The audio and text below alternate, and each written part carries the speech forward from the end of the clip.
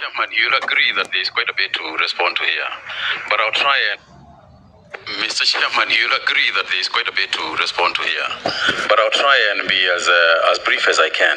Yes. Thank you very much, Mheshimiwa. Let me start with the issue of communication, because I think that is what you laid emphasis on. I think the first thing to remember is that in my capacity, if I'm approved by this committee, in my capacity as a cabinet secretary, I am simply a cog.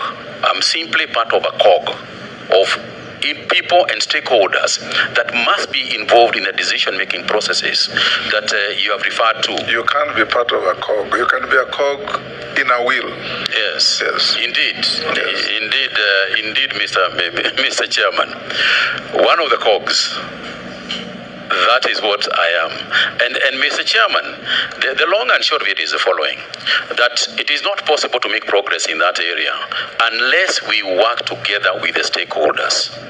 We have got to have a consultative approach to these things. Cows belong to individuals. Maize in chambers belong to individuals. They don't belong to the government. Coffee in coffee farms belong to individuals.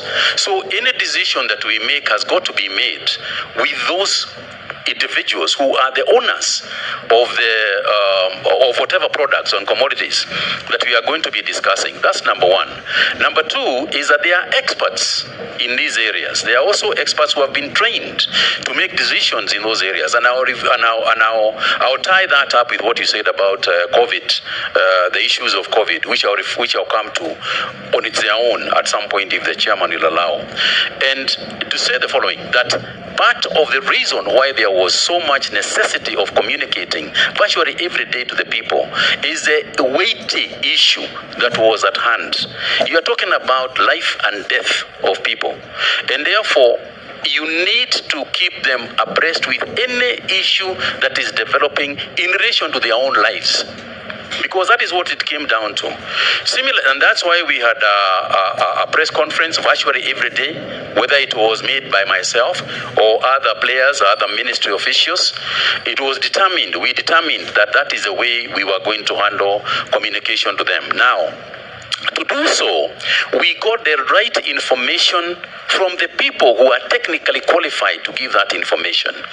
We had epidemiologists, led by one Professor Anzara, who informed us about the right thing to tell people and the information that people need in order for them to make their own decisions. So the first thing is that we have got to be consultative. We have got to consult people. We have got to consult the owners. We have got to the owners of agriculture. We have got to consider the experts of agriculture, so that as we make progress, we move together. We work together. If you take an example, and I mentioned coffee, even sugar. You cannot make decisions about sugar unless we involve the person who is actually going out there growing sugar, on day-to-day basis. The sugar actually belongs to him. And there is also obviously consultations with the other bodies. For example, this organization, the National Assembly and the Senate. There are institutions that are involved in what we are doing at the ministry. And you will remember, Mr. Chairman, that agriculture is essentially a devolved function. In Schedule 4 of the Constitution, there are the areas that are supposed to be handled by the county governments, and it divides it into areas that are also supposed to be handled by the national government. So we have to involve the stakeholders who are going to be largely, and to a large extent, the county governments. So in terms of communication, I want to be clear that we are going to establish a very robust, communication system that is going to be both in mainstream media as well as social media.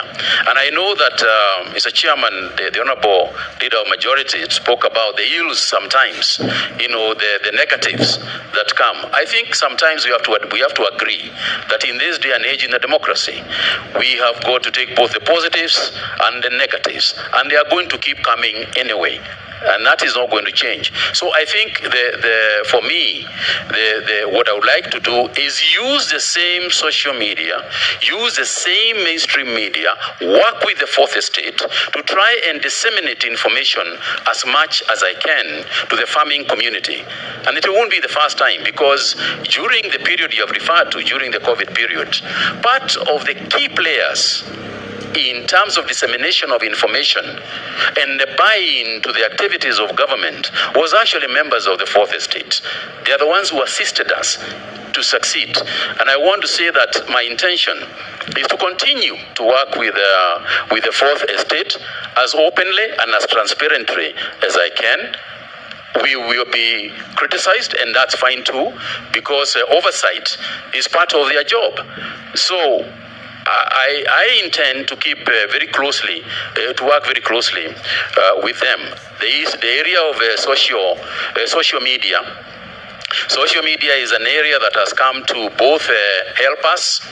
It helps us a great deal. There is also the negativity in the social media. And I know that, Mr. Chairman, if one were to talk broadly and say leadership has been made that substantially harder, through social media. But part of the hardship and headaches that one gets from social media is also part of the way that we can communicate more easily, to our people, because they are also on social media. And that which you cannot change, you might as well use, because we are not going to be able to change some of the communication channels that exist. And indeed, we can use them very positively for ourselves.